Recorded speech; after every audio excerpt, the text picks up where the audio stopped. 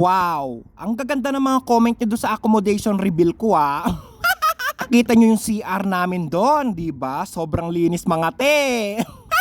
Kaya, for today's video, maglilinis muna ako ng CR namin dito sa accommodation namin sa Saudi Arabia. Sobrang aga ko kasing dumating ngayon kasi wala kaming masyadong customer. Nakatatlong customer lang ako sa 15 hours duty ko, 'di ba? Sobrang dami kong tulog.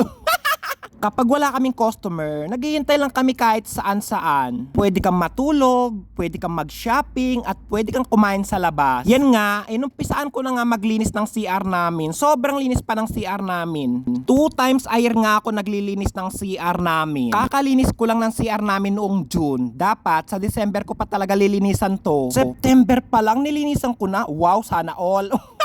Matanong ko lang mga te, ilang beses ba kayo naglilinis ng CR sa isang taon? Kami kasi, 2 times a year lang talaga kami naglilinis ng CR bilang OFW dito sa company namin. Sobrang busy kasi namin sa pagtatrabaho, halos 15 hours yung duty namin. Kaya pagkatapos namin galing sa trabaho, matutulog na lang talaga kami, wala na talaga kaming time na maglinis. Hindi mo naman pwedeng utusan yung katrabaho mo na maglinis. Gusto mo maglinis, maglinis ka. Kung ayaw mo maglinis, wag kang maglinis. Yan yung rules namin dito sa accommodation namin sa Saudi Arabia. Kaya lahat kami magkakatrabaho, nagkakasundo-sundo sa lahat ng bagay. Ito na nga yung toilet bowl, lilinisan ko na siya ngayon. Halos 3 months pa lang talaga siyang hindi nalilinisan magmula nung nilinisan ko siya nung June. Hindi pa naman siya gaanong karumi dyan, pero lilinisan ko na siya. Sa tutuusin lang talaga, sobrang linis pa talaga ng toilet bowl namin dyan. Yung mga nakikita nyong dumi na tinatanggal ko dyan, buhangin lang talaga dito sa Saudi Arabia yan. Ganyan kasi yung kulay ng buhangin dito sa Saudi Arabia. Nakita nyo kanina yung mga galon-galon na tubig na stock namin. Kapag mag-OFW ka dito sa Saudi Arabia o sa Middle East, kailangan mo talaga mag-stock ng tubig sa galon o kaya sa drum. Lalong-lalo na kapag tag-init. Grabe, kailangan mo talaga magpalamig ng tubig. Pinaka-purpose niyan, kaya kami nag-iipon kasi nga sobrang init ng tubig dito. At isa pa sa pinakadahilan, nawawalan talaga ng tubig dito sa accommodation namin. Ali, 4 na nationality kami nagsama-sama sa accommodation namin. Hindi mo talaga maiiwasan yung ganito karumi sa accommodation namin. Gaya nga ng sinasabi ko, maglinis ka kung gusto mo maglinis. Kung ayaw mo maglinis, huwag kang maglinis. Okay lang yun sa mga kasamaan mo. May kasamaan nga akong Pilipino na sobrang sipag niya talaga maglinis. As in, paggising namin talaga, sobrang linis ng accommodation namin. Siya yung naglilinis ng pinagkainan naming plato, pinaglutuan naming kaldero. Sobrang sipag niya nga talaga maglinis sa accommodation namin. At kahapon nga, nagpagawa na ako ng certificate niya, Employee of the Month mga te.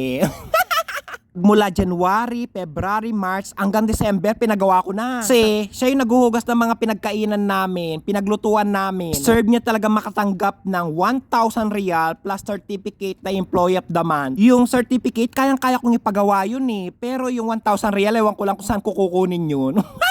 Parang mahihirapan talaga ako maghanap dun sa 1,000 riyal. Susurprise ko siya bukas, ibibigay ko yung certificate niyang Employee of the Month.